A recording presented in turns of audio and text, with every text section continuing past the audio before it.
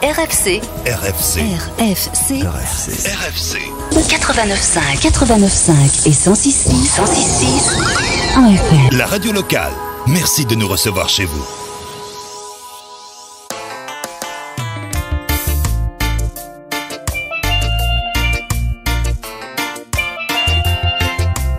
Bonjour, c'est Tapis Rouge. Sur le Tapis Rouge, cet après-midi, nous recevons Madame Chantal Clem pour son titre « Femme phénoménale ». Bonsoir Madame Clem. Oui, bonsoir. Merci de m'accueillir sur votre plateau. Bienvenue sur Radio Fréquence Caraïbes. Vous êtes dans l'émission Tapis Rouge et on vous reçoit dans le cadre aussi, bien sûr, des droits de la femme, de la Journée internationale des droits de la femme. Et à ce titre-là, eh bien, vous avez aussi un titre à nous faire découvrir ensemble sur Radio Fréquence Caraïbes. Écoutez, oui, tout à fait. C'est vrai que je suis présidente d'une association qui s'appelle Figure de Femmes Totem. Et c'est vrai que depuis 2016, nous militons justement pour, continuer, nous aussi, à apporter notre part à cet immense chantier qui est le combat pour les droits des femmes. Oui. En montant des projets de toute nature, pour pouvoir valoriser effectivement le travail de ces femmes, spécifiquement, singulièrement, nos femmes, les femmes issues des territoires dits ultramarins et au-delà des mers. Et puis aussi, cette année, c'est vrai qu'on avait envie, par rapport aux projets que nous montons, qui sont des festivals poésiques, qui mêlent musique et poésie, on avait essayé, avec nos équipes, nos musiciens, de travailler justement à créer un concept musical qui soit original et qui porte de tels messages. Oui, parce que nous, on va dire que vous avez ce talent-là, puisque à la base vous êtes professeur alors d'université ou de lycée, mais en tout cas professeur d'histoire et aussi écrivaine. Alors oui, professeur. Alors ce fut un temps révolu puisque j'ai fait ça. Il y a quand même pas mal d'années. Je suis cap supérieur d'État maintenant pour la fonction publique. Oui. Mais effectivement, c'est vrai que j'ai une passion pour l'écriture puisque, comme vous le dites très bien, j'ai sorti un premier roman préfacé par Raphaël Confiant qui s'appelle Moi Lumina Sophie. Je suis actuellement en train de sortir un recueil de poésie aux éditions Negmaron qui s'appelle Le Temps des Saisons. Et puis nous travaillons aussi des festivals poésiques, d'où effectivement nous avons trouvé qu'il y avait une combinaison de facteurs favorables pour pouvoir tenter justement la sortie de ce EP avec un premier single qui s'appelle Femme phénoménale, justement profiter de la journée pour les droits internationaux, comme vous dites, la Journée internationale des droits de la femme, pour pouvoir porter encore beaucoup plus fortement, plus lourdement ce message. Femme phénoménale, donc c'est un titre, un tout premier album. Alors, un premier EP, si vous voulez, avec 5 titres. Et puis, effectivement, là, pour la première fois, on a ce premier titre qui sort. Effectivement, on a voulu symboliquement le faire sortir le 8 mars. Et puis, maintenant, voir la vie qu'il va avoir, ce titre. Il s'agit effectivement de mettre en lumière, on va dire ça, le combat mené par aussi tant d'années comme des femmes d'aujourd'hui comme vous, mais aussi des femmes comme il y a bien longtemps dans l'histoire. Je rappelle que vous êtes aussi passionnée d'histoire et donc vous avez pu choisir ce personnage de Lumina Sophie aussi pour écrire votre premier roman. Donc il y a toute une démarche autour du message à porter. Oui, comme vous dites, il y a toute une démarche. Ça s'inscrit effectivement dans une démarche historique, démarche sociétale, effectivement. Comme je disais aussi dans une interview que je l'ai dit précédemment, il y a aussi une vision que nous avons envie de porter. Donc, il y a une démarche citoyenne, une démarche politique, en ce sens que nous agissons, nous essayons de porter aussi des politiques publiques. Et cette question d'égalité des femmes, cette question des droits des femmes est plus que jamais une actualité prégnante, si vous voulez, où nous essayons aussi de contribuer, mais par tous les supports qui sont les nôtres, au débat. C'est ça. Et donc, Figure Femme Totem, c'est le nom de votre association. Elle a combien d'années de vie? On va fêter nos 10 ans l'an prochain. Donc, nous attendons encore un an. Et puis, nous allons fêter nos 10 ans déjà. Donc, comme quoi, le bébé grandit quand même. Le bébé grandit, mais il y a tant de choses à faire, tant d'actions à mener encore avec votre association. Quelles sont les actions que vous avez pu mener jusqu'ici? Écoutez, nous avons mené des expositions. Nous avons eu la chance d'exposer quand même à la fois au siège du palais d'Iéna. Nous avons eu la chance d'exposer aussi aussi au Musée de l'Homme. Nous avons la chance d'avoir fait un concert, un grand concert Figure de Femme Totem au Grand Rex, où on a invité énormément d'artistes féminines très très talentueuses. Nous avons eu aussi la chance d'avoir mené un petit salon littéraire. Nous avons la chance aussi maintenant d'être à la tête d'un festival poésique, voilà, dont nous avons des dates les 2 au 3 mai au Théâtre Aimé Césaire de Fort-de-France. Et puis aussi cette chance de sortir justement ce nouveau titre, ce titre Forme phénoménale aussi en ayant aussi ce support musical. Tout à fait. Donc vous voyez, on essaie d'être sur plusieurs champs, sur plusieurs domaines pour pouvoir militer, puisqu'en fait c'est du militantisme poésique pour pouvoir faire passer aussi nos messages. Un message, et bien sûr il faut renommer et faire un véritable hommage à toutes les héroïnes qui ont participé à ce combat dans l'histoire, mais aussi aujourd'hui. Madame Clem, vous êtes domiciliée en métropole. Pourtant, vous avez une activité, comme vous venez de le souligner, assez prégnante, en tout cas en Martinique. Et donc, vous avez un projet aussi par rapport aux Outre-mer, puisqu'il s'agit aussi des femmes d'Outre-mer, comme vous le signalez dans vos... Oui, mais ça m'intéresse énormément. Vous savez, les ultramarins sont à peu près de 1 million de personnes quand même, je vais dire, en France. Donc c'est important aussi que nous puissions travailler à valoriser effectivement, mais sur la scène nationale, je vais dire, notre patrimoine immatériel, notre patrimoine culturel, cette force, cette énergie, cette histoire en tout cas, ces influences qui sont les nôtres. Et je pense que aujourd'hui, l'effet même de la mondialisation est favorable à ce que ces échanges-là, justement, se fassent et que Kassav l'a fait de manière magistrale, c'est-à-dire exporter effectivement aux confins du monde nos cultures, nos influences et compter aussi. Et ça, je pense que c'est important. Il ne faut pas rester enfermé dans notre périmètre géographique. On est d'accord. Qui est, en tout cas, le berceau. En tout cas, moi, je suis martiniquaise, française, mais martiniquaise enracinée totalement dans cette culture, dans cette histoire qui crée mon engagement. Mon engagement ne serait pas le même si j'étais née, je vais dire, à Paris. Mon engagement ne serait pas le même si j'étais née à Bordeaux. Mon engagement ne serait pas le même si j'étais née, je vais dire, en Côte d'Ivoire, au Gabon, ou bien en Inde. Vous voyez ce que je veux dire? Donc, il y a une incarnation par rapport, effectivement, à l'ancrage qui est le nôtre. Moi, je viens d'un ancrage culturel très fort. Je viens d'un ancrage révolutionnel très fort. C'est pour ça que j'ai voulu écrire Lumina Sophie. C'est Rivière Pilote, quand même. C'est cette insurrection du Sud. Tout à fait. C'est vraiment des mouvements qui sont menés, des mouvements qui sont ancrés dans l'histoire, mais qui ont des résonances jusqu'à maintenant qui sont incroyablement importantes. Vous n'avez qu'à regarder ce qui s'est passé avec la crise de la vie chère. Si nous ne sommes pas dans des relents, encore une fois, où le débat est posé, alors qu'il soit posé de telle forme ou telle forme, ça c'est un autre sujet. Mais si vous voulez, nous sommes quand même dans des relents de débat, mais qui trouvent quand même des origines depuis fort longtemps. Et c'est pareil, la femme, le rôle de la femme, pourquoi j'ai voulu choisir ce titre et le mettre un texte français sur une musique, en tout cas, qui est riche comme la nôtre, dite musique antillaise, et j'espère ne pas blesser les puristes en disant ça, c'est parce que tout simplement, ces influences-là, nous devons les porter partout. Nous devons porter un message partout. Il n'y a pas une raison que ce soit une poétesse de tel pays qui puisse le porter et pas nous, comme si nous ne pouvons pas participer au débat et au concert national. D'autant plus que être une figure militante et féministe aux Antilles, c'est particulièrement difficile.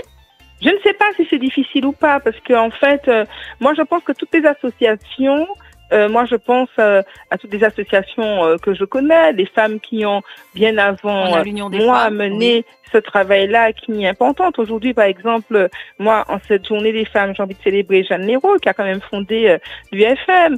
Je vais dire à toutes ces femmes qui... donc l'Union des femmes de Martinique, oui. L'Union des femmes de Martinique, parfaitement. Oui. Donc, à toutes ces femmes qui mènent un combat absolument incroyable pour que nous ayons plus de droits, pour que nous ayons plus de choix, pour que nous ayons plus de liberté et qui ont essuyé les plâtres avant nous, mais évidemment qu'elles doivent être célébrées. Donc, nous arrivons à la suite, nous marchons sur les pas même et les routes qu'elles ont ouvertes et grâce auxquelles aujourd'hui nous pouvons faire ce que nous faisons. Moi, si je fais ce que je fais et si j'arrive à pouvoir mener ce chantier-là, c'est parce que ces femmes-là ont fait un travail, je vais dire, phénoménal et tout le mérite leur revient. Nous ne sommes que leur héritière et encore, je dis ça avec énormément d'humilité, tant elles ont accompli des choses. Donc, est-ce qu'il faut que le travail se fasse? Oui, c'est que le travail ne peut pas cesser.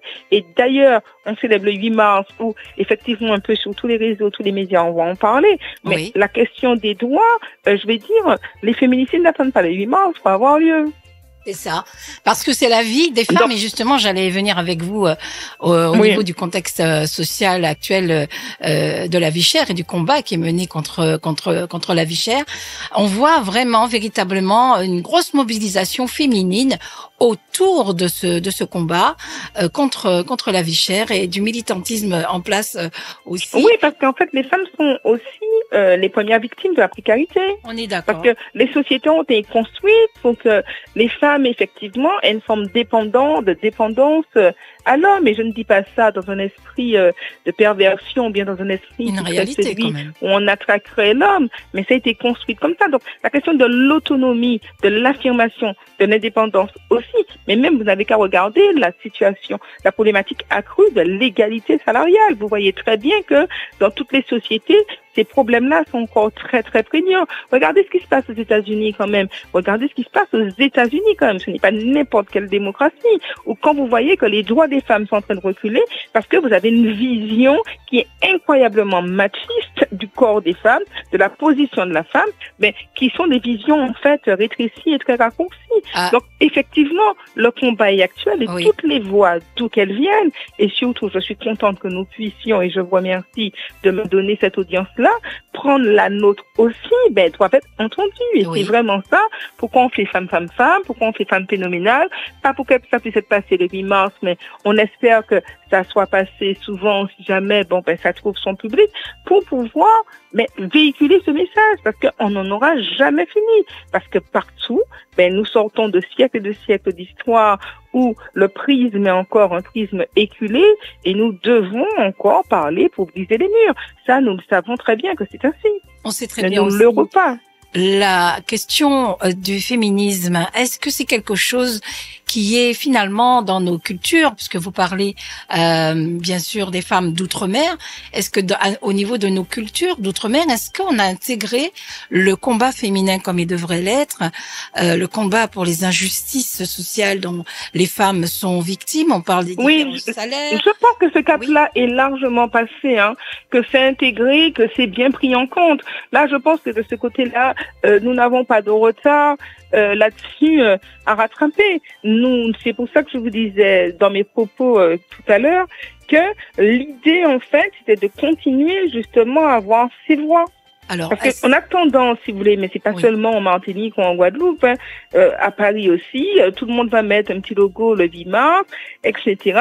Mais après, si vous voulez, les habitudes et la façon de voir la femme, de pouvoir envisager son rapport avec elle, c'est ça qu'il faut toucher en permanence. Moi, je prends un exemple très trivial, et pardonnez-moi la trivialité, mais un homme qui va aller puis qui va se dire, voilà, j'ai 5 copines. Le gars, c'est un héros, super, félicitations, on est d'accord. bravo. Surtout dans nos cultures, justement. Oui. Mais quel mec, quel génial, oh là là, mon Dieu, mais il a quelque chose encore de plus attirant. Vous imaginez que si une femme aujourd'hui devait se dire, je vis moi ma sexualité, disons librement. Oui. Oh mon Dieu, mais cette personne n'a pas d'éducation, cette personne est une femme de mauvaise vie, etc., etc. Vous voyez, j'ai pris un exemple volontairement trivial, mais volontairement incroyablement trivial pour vous dire que ces questions-là sont présentes dans les choses les plus banales de la vie.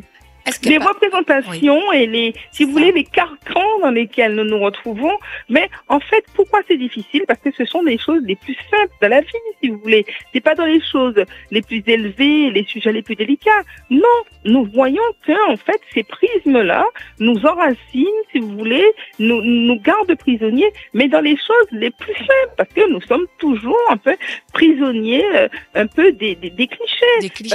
La femme qui réussit, la femme qui va parler un peu fort, elle est autoritaire, elle est ci, elle est ça. L'homme qui va parler un peu fort, qui m'attend, mais c'est super, parce que c'est un mal, c'est normal, vous voyez. Une femme qui serait dans une position de pouvoir et qui va devoir prendre des décisions difficiles, trancher, c'est qu'elle a un problème et à la limite, c'est parce que le soir, dans sa chambre, elle a quelques petites difficultés.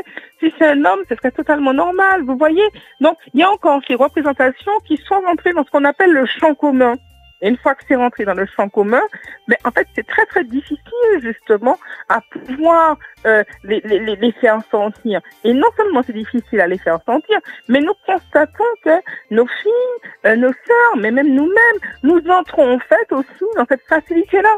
Alors inconsciemment, consciemment, mais c'est vrai que les femmes elles-mêmes, elles se complaisent un petit peu dans ces situations où on les laisse dans des rôles. Je ne sais pas si elles sont complaisantes ou pas. Alors maintenant, c'est là où j'aurai un peu plus de prudence, mais ça c'est qu'un avis concerne que moi. Est-ce qu'elles sont plus complaisantes ou bien est-ce que nous sommes en fait victimes d'habitude et est-ce qu'en quelque part on ne se laisse pas avoir? Est-ce que ça ne crée pas une forme de paralysie? Ce n'est pas évident aussi l'émancipation. On pense que l'émancipation est simple, mais elle n'est pas simple parce qu'en quelque part, l'émancipation de fait bouscule. Et on n'aime pas être bousculé. Donc effectivement, on aime plutôt trouver un terrain neutre, un terrain de compromis. Est-ce qu'il n'y a pas aussi parce qu'en fait, le changement est très difficile. Exactement. Et puis, est-ce qu'il n'y a pas aussi un impact sur ce qu'on pourrait appeler l'évolution des choses, des mœurs ou des vies? Mais voilà, c'est ça. Donc c'est ça que je vous dis, que c'est tout le travail qu'il y a à faire. Et c'est pour répondre à votre question première que vous disiez. Effectivement, nous sommes dans quelque chose qui est un peu compliqué. Mais c'est pour ça que nous faisons du militantisme. Le militantisme, donc, pour bousculer un petit peu les idées reçues, les clichés, et faire avancer un petit peu. Mais au niveau des droits des femmes, en général, vous disiez tout à l'heure, effectivement, dans des pays, on peut constater quand même qu'il y a un recul manifeste à ce niveau-là. Hein. Si on est en temps de guerre dans le monde, les femmes sont les premières victimes, les enfants, puisque les hommes partent. Est-ce qu'il n'y a pas un côté, l'histoire se répète? Excusez-moi, vous voulez reprendre votre question? Je l'ai pas écouté. Oui, je disais quand on regarde un petit peu la situation en général des femmes dans le monde entier et dans les pays où il y a des crises, la grande précarité, mais aussi la guerre, comme en Ukraine, les femmes sont les premières victimes. Elles sont plus proches, des fois, sont voisines des terrains. Mais c'est pas seulement en Ukraine. Dans tous les pays, quels que soient les pays, les premières victimes, c'est les femmes. Vous savez, il y a une tendance qui est de vouloir disposer des femmes. Donc, si vous voulez, c'est comme ça. Je veux dire, c'est pour ça que je vous dis que le changement se fait au fur et à mesure de l'évolution et de la prise de conscience. C'est les choses les plus simples qui soient, savoir prendre notre autonomie et pouvoir se défaire en faire du carcan. C'est tout le travail. C'est volontairement que ce texte, en fait, j'ai voulu le déclamer et le mettre en musique. Pourquoi? Parce qu'en fait, on peut penser que c'est très simple de dire, voilà, pourquoi ma tête ne s'abaisse pas, je relève ma tête, etc. Mais nous avons ce travail-là à faire en permanence et ce n'est pas évident. Il n'est pas évident au long et au quotidien. Et il faut pouvoir aussi que les femmes entendent qu'on ne vient pas les blâmer, on ne vient pas leur dire vous n'avez pas fait. On sait que ce n'est pas simple. Le changement n'est jamais simple. Si le changement était simple, tout le monde l'aurait fait. Non, beaucoup de personnes capitulent devant le changement parce qu'on sait qu'on va aller et escalader une montagne. Mais ce n'est pas simple. Et il faut un combat associatif dans lequel nous retrouvons beaucoup de femmes. Qu'est-ce que vous pensez de la participation des hommes à ce combat? Mais justement, la participation des hommes à ce combat est incroyablement saine. Je vais dire, je prends l'exemple des violences faites aux femmes qui sont une horreur absolue. Mais tous les hommes ne sont pas des salauds. Tous les hommes ne sont pas des violents. Donc, je suis contre les discours qui consisteraient, sous motif effectivement d'égalité, de castrer les hommes et de pouvoir effectivement, comment je vais dire, être dans un féminisme à outrance. Non, il faut que nous soyons dans quelque chose qui est modéré. L'égalité, c'est homme-femme. Elles doivent se construire dans un respect mutuel et commun. Est-ce qu'on peut dire il ne s'agit pas d'avoir une inversion des choses en disant c'était le règne des hommes, maintenant c'est le règne des femmes, et puis voilà, on va vous marcher dessus. Mais non, nous sommes quand même dans l'altérité. Notre société est une société construite sur ça, sur l'égalité homme-femme. Maintenant, le respect et le fait que beaucoup d'hommes s'engagent, mais c'est tout à leur honneur parce que aussi, ça passe par l'éducation. Il faut que nos jeunes hommes, que nos hommes aussi soient éduqués. Effectivement, eux aussi, ils ont des choses à casser. Mais ensemble, c'est ensemble, normes conformes, hommes et femmes, que nous allons mener à bien cette mission. Mais ce n'est pas femme contre homme ou homme contre femme. Ça, c'est sûr que ça échouera à court terme. Et cette conscientisation, est-ce que vous pensez qu'elle est possible par biais d'éducation, qu'elle soit générée par exemple, très tôt dans les établissements scolaires, en fonction mais bien sûr. Moi, je pense que mais bien sûr, je pense que cette conscientisation, elle est possible dans l'éducation, elle est possible dans tout le travail associatif, mais elle est possible aussi par les émissions que vous faites et qui créent des débats, qui donnent une liberté de parole. Tous les supports utilisés permettent et aboutissent à cette conscientisation-là. Heureusement que nous sommes pleins d'espérance là-dedans. Sinon, nous ne ferons pas ce que nous faisons. C'est un combat, c'est vraiment ce qu'on appelle, évidemment, c'est de l'investissement. Donc, heureusement, c'est de l'investissement en temps, c'est de l'investissement en argent, c'est de l'investissement aussi en termes d'énergie. Donc, heureusement que nous sommes nourris, nous sommes mus par une espérance. Sinon, ce n'est pas la peine de le faire. Ce n'est pas la peine de le faire. Bien sûr, ça ne va pas être votre dernier mot, j'ai l'impression, Madame Chantal Clem, que nous avons le plaisir de recevoir ici à Radio Fréquence Caraïbes alors, écoutez bien, sur Tapis Rouge. Donc, Tapis Rouge pour votre titre, en tout cas, Femme Phénoménale. Nous espérons avoir votre titre très, très bientôt sur nos ondes. Une véritable ode, c'est ça, à la grandeur des femmes du pays Martinique, mais aussi des Outre-mer et à l'international. C'est bien ça. Oui, c'est bien ça. Mais de toute manière, pour le titre, je demanderai il est disponible sur YouTube. Donc, vous pouvez la voir, le prendre et le passer. Ça, il n'y a aucun problème. Vous avez un clip aussi, on suppose, qui alors, on a un clip qui va sortir le 15 mars. C'est-à-dire que volontairement, je n'ai pas voulu que mes équipes travaillent un clip tout de suite.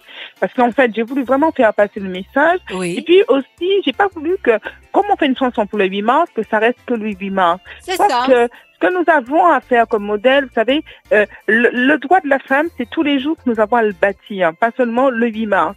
Et ça, c'est incroyablement important que nous puissions nous battre, si vous voulez, et travailler à cela. Donc, c'est pour ça que je vous dis que c'est volontairement que le clip, là, on a une bande son, effectivement, qui circule sur YouTube et je suis contente déjà parce que on a quand même pas mal de médias qui nous ont sollicité pour l'interview. Et puis voilà, je vous dis, les gens peuvent le récupérer sur YouTube, en tout cas pour vos médias, si vous souhaitez le diffuser, le programmer, en tout cas de votre programmation. Mais, si vous voulez, ce qui est aussi, comme je vous dis, intéressant, c'est que le clip, on va le sortir plus tard parce que l'idée, c'est qu'en fait, nos messages passent, ils durent et perdurent. Il ne faut pas totalement le contourner en se disant, mais voilà, c'est 8 mars, donc on va commencer à minuit, on va se terminer à minuit, oups, on a fait ça. Voilà. C'est pas la BA, non, c'est vraiment un projet de société. Un projet de société, nous le construisons chaque jour. Lorsque nous sommes responsables en tant que parents d'éducation, on ne fait pas l'éducation le jour de la journée d'éducation, on le fait chaque jour, chaque instant, chaque minute. Donc voilà, vous faites votre engagement sur votre radio, mais votre engagement sur la radio, voilà, il est fait parce que chaque jour, vous préparez votre émission, vous préparez les choses, vous donnez bien votre temps, etc. Donc voilà, et on ne le fait pas en se disant, ouf, j'ai fait ça, et puis après, voilà. Non, on prépare déjà dès qu'on a fini la prochaine émission, le prochain invité. Donc, parce qu'il faut faire vivre quelque chose. Et justement, il faut faire vivre le discours, il faut faire vivre les valeurs, il faut qu'elles perdurent. Et c'est comme ça que c'est une bataille de longue haleine et de long terme. C'est comme ça aussi que nous pouvons voir le bout du tunnel. C'est pour ça qu'on est là. Forme phénoménale, on pourrait dire Chantal Clem, forme phénoménale aussi. Chantal Clem, est-ce que vous avez une petite pensée pour les femmes et les filles du pays Martinique? Une petite pensée pour leur dire que je les aime beaucoup et que je leur souhaite une belle fête et que nous sommes toutes des femmes phénoménales et que on n'a pas marché à baisser la tête. Lorsqu'on lève la tête, alors là, nous sommes fiers et nous sommes heureux de pouvoir produire ce que nous produisons. Et ce que nous produisons, c'est pour la Martinique parce que nous sommes la Martinique. Parfait, joli. Madame Chantal Clem, figure femme totem, des voix des Outre-mer. Il faut toujours ajouter ceci. Avant, vous étiez Outre-mer ou vous l'avez ajouté après? Non, j'ai toujours été Outre-mer. Mon militantisme a toujours concerné les Outre-mer. Donc, il reste toujours les Outre-mer, même si j'entends en parler de manière universelle. Universelle. Très bien. Chantal Clem de l'association Figure Femme Totem, merci beaucoup d'être venue sur notre antenne. Mais écoutez, c'est moi qui vous remercie, vraiment. C'est moi qui vous remercie du temps que vous m'avez accordé. À très bientôt et continuez le travail. Et bien, on va se quitter avec le titre Forme phénoménale de Chantal Clem.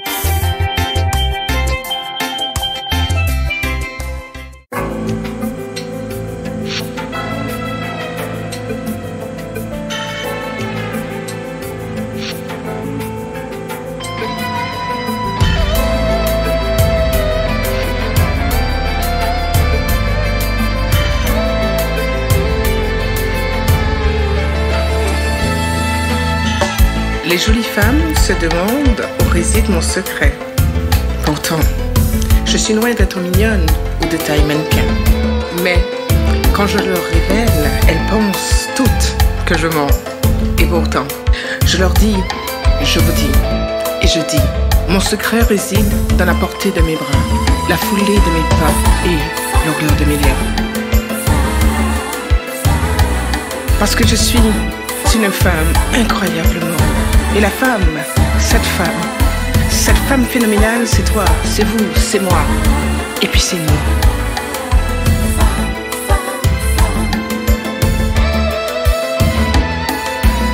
Et je marche dans une chambre fraîche à souhait.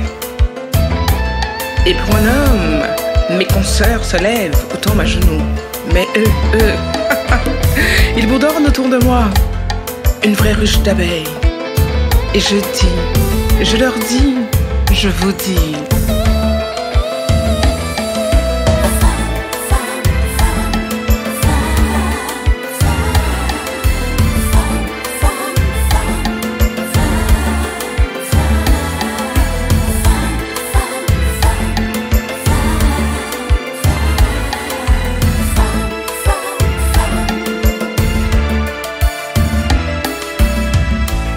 C'est dans le feu de mon regard, et puis l'éclat de mes dents, le balancement de ma taille et la joie de la victoire acquise au bout de chacun de mes combats. Et je dis, je vous dis, je leur dis.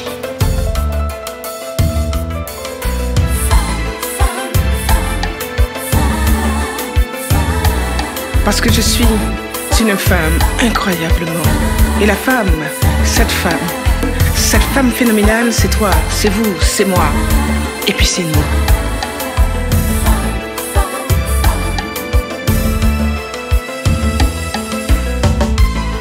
Vous comprenez à présent pourquoi nos têtes ne s'abaissent pas. Nous n'avons pas à crier ou à sauter, ni même à parler fort. Mais quand ils nous voient passer, c'est à nous remplir de fierté. Et je dis, et je dis, et je dis, je vous dis que c'est dans le claquement de nos talons, l'ondulation de nos cheveux, le soleil de notre sourire, le tracé de nos seins, la grâce de notre style et la peau de nos mains. Parce que nous sommes, parce que vous êtes une femme incroyablement, et la femme phénoménale. C'est moi, c'est vous, c'est nous.